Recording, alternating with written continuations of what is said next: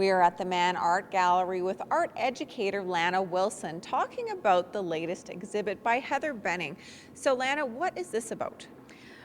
The title of this exhibition, A Prairie Gothic, Let Our Fields Be Broader but Our Nights So Much Darker, gives you a hint that we're going to be dealing with some pretty heavy subject matter. The term Prairie Gothic refers to a particular style of architecture, like a neo-Victorian style of architecture with gables and peaked roofs that was kind of common in the prairies and the Midwest of the States, in the 50s and 60s. And so that's what part of the title references. But the Gothic period in art, like with literature, with medieval art history, it refers to a style of art that is really trying to promote and provoke a powerful emotional reaction in the viewer. So we're not just talking about tragedy, we're talking about the biggest tragedy you could possibly imagine, the type of tragedy that really hits you in your emotions. And we're talking about, in this case, ideas of loss, nostalgia, transitions away from this idea of the family farm, of white settler farmers, and growing up, being on the homestead, farming a piece of land that's been in your family for a long time. Agribusiness is buying up family farms in a lot of ways. That way of life is passing away, and there's a lot of folks on the Canadian prairies and in the States that are really poignantly feeling that loss, are being really concerned about what happens, when mom and dad are getting older, they pass away, they can't live on a farm anymore.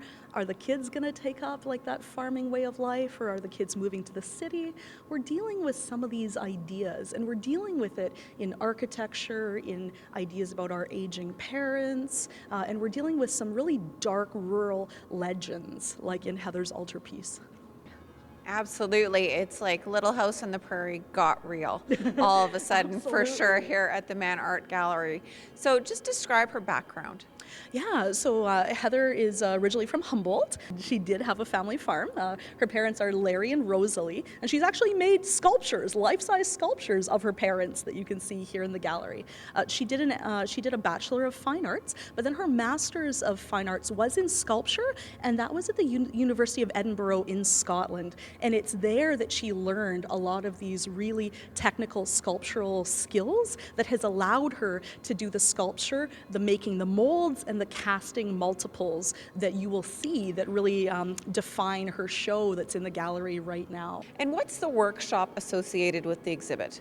We actually were really excited that Heather loves teaching workshops and is now closer to Prince Albert. She just moved to the area within the past couple of years. And so we actually initially had two ideas for a workshop. We decided this time first, in 2 weekends, we're going to have a one-day workshop on Saturday, May the 13th. It's going to go all day from 10 a.m. until 5 p.m. And it's going to be on the topic of creating an armature. That's a wooden understructure for a sculpture. We're going to be working with sculptures that are a maximum of 2 feet tall, and Heather's going to be preparing wooden uprights that are sunk into bases. So with this wooden understructure, we will be creating our own sculptures by wrapping chicken wire and wire mesh over top of the wooden structure, and then using burlap strips dipped in plaster of Paris as a type of adult paper mache to be able to create the form of the sculpture. That's what we're going to be learning.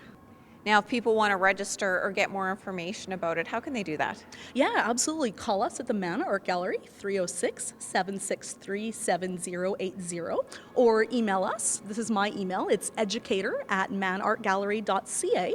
If you have any comments or questions about the workshop, we do have info about it on our website. Again, that's mannartgallery.ca.